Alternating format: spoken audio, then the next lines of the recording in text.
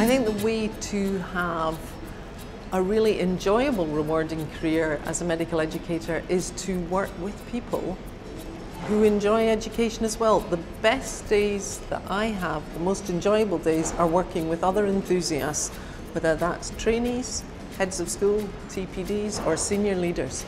If you have people who are passionate about education, they're always fun to work with. To be happy at work, always have a balance and always have interests out of work. But I think there's also something about knowing that what you do well, and you have to be a content expert and technically good at what you do. The really important thing is to do something that you believe strongly in, that you feel you can make a difference. I've always wanted to work with people I like and do things that are interesting. I think postgraduate medical education is a fantastic opportunity to do something that's really worthwhile. It's a fantastic group of people and it's really interesting. Make sure that you spend time investing in the people that you work with, whether those be your patients or your work colleagues, because if you're decent to people, they'll be decent back to you. And if you're working in an environment that values others and respects others, actually they will respect you, and then everything gets much more positive.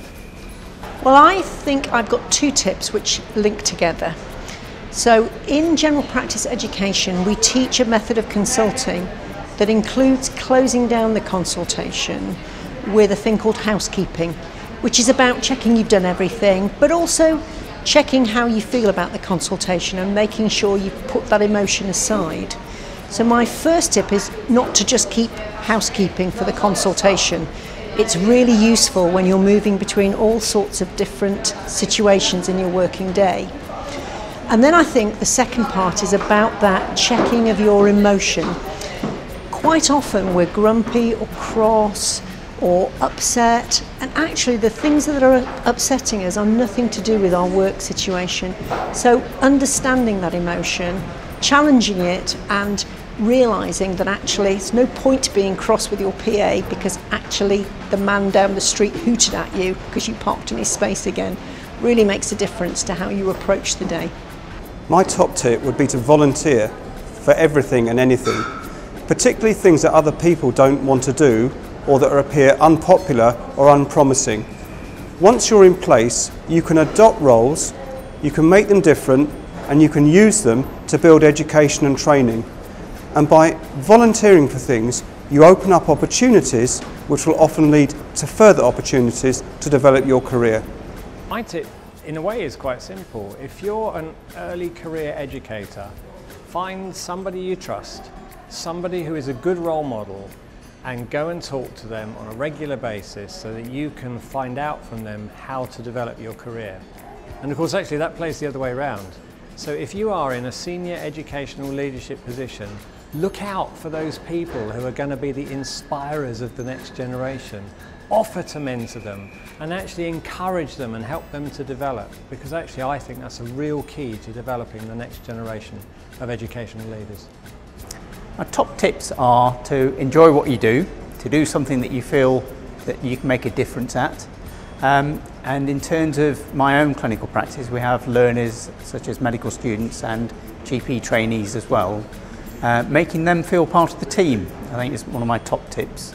Having them get involved with practical things that you do in the workplace.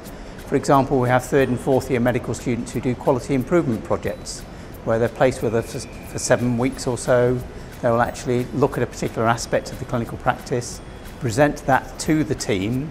They feel involved in the practice itself, and it helps improve us and makes us a better working place for them as well as us. My top tip for being happy is do something you're passionate about. But having just heard Sir Muir Gray's lecture here at the conference, clearly you can't be happy if you don't move enough, get your exercise, sleep enough, get your rest, eat well enough, and have people around you who share your enthusiasm and passion for making a difference. But I think what separates an educational role, say, from a clinical role, is actually there's a much more room for enthusiasm and for developing your ideas. You're not firefighting all the time, which you are in your often are in your clinical job. And I think the whole atmosphere amongst educationalists is much more positive because you don't quite have the same demands and the stresses that you see in the clinical arena.